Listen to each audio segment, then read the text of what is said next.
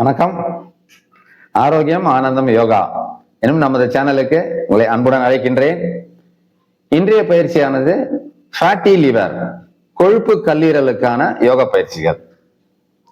இந்த கொழுப்பு கல்லீரல் எப்படி வருகின்றது? நமது லைஃப் ஸ்டைல், உணவு பழக்கத்தின் மூலமாக தான் அது அதிகம் வருகிறது. Hyper tension, diabetes, obesity, high cholesterol, இதற்கான மருந்துகளை நாம் எடுத்துக்கொள்ளும் பொழுது மெடிகேஷன் என்று சொல்லக்கூடிய விதமாகவும் அது வருகின்றது. பதப்படுத்தப்பட்ட உணவுகள், அதிக கொழுப்பு சேர்ந்த உணவுகள், இது போன்று உணவு பழக்கம் மூலமாகவும் அது வருகின்றது.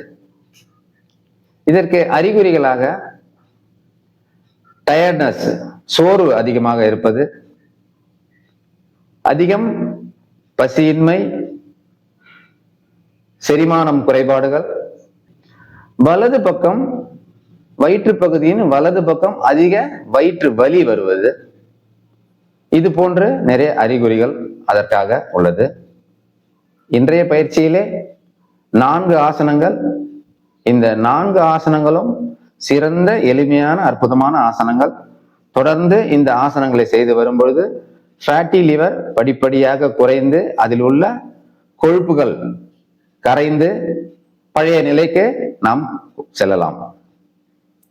இப்பொழுது நாம் பயிற்சிக்கு செல்வோம்.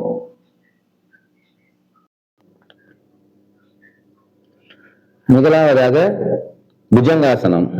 மேட்டில் இது போன்று குப்புறப்படுத்து 2 கைகளையும் ஷோல்டர் அருகே வைத்து தலைப்பகுதியை மட்டும் உயர்த்தி இருக்க வேண்டிய புஜங்காசனம். இந்த புஜங்காசனத்தில் 20-30 செகண்ட்ஸ் என்று 2-3 முறை செய்து வரலாம்.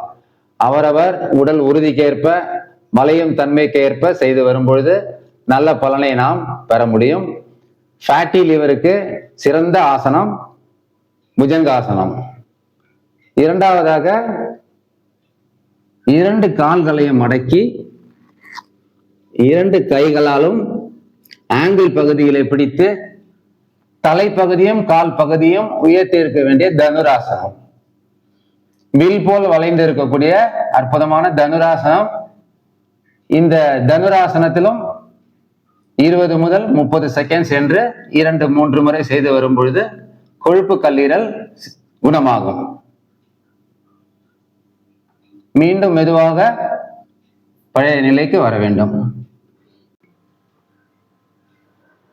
நவாசனம். மேட்டில் இது போன்று மேல் நோக்கியவாறு படுத்துக்கொண்டு 2 கால்களையும் இணைத்து கால்களையும் தலைப்பகுதியும் ஒரு சேர உயர்த்தி 2 கைகளையும் பக்கவாட்டில் வைத்துக் கொள்ள வேண்டும்.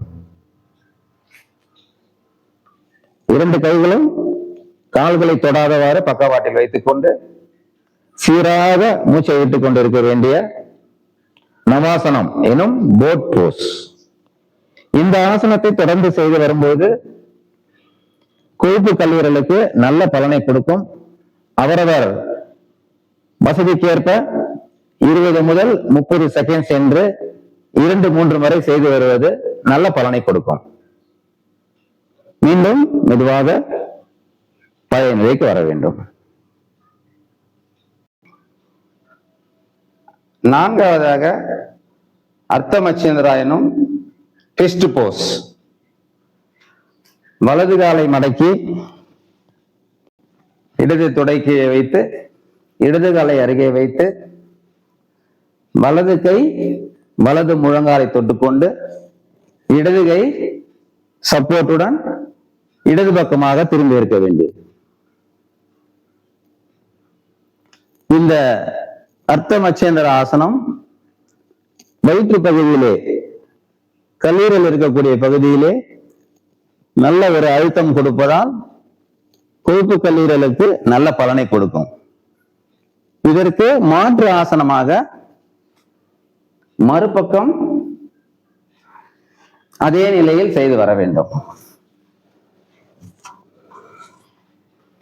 இடது காலை கீழே வைத்து வலது காலை அருகே வைத்து இடது கை இடது முழங்காலை தொட்டுக்கொண்டு வலது கை உதவியுடன் வலது பக்கமாக திரும்பி இருக்க வேண்டியது அர்த்த மச்சேந்திராசனம்.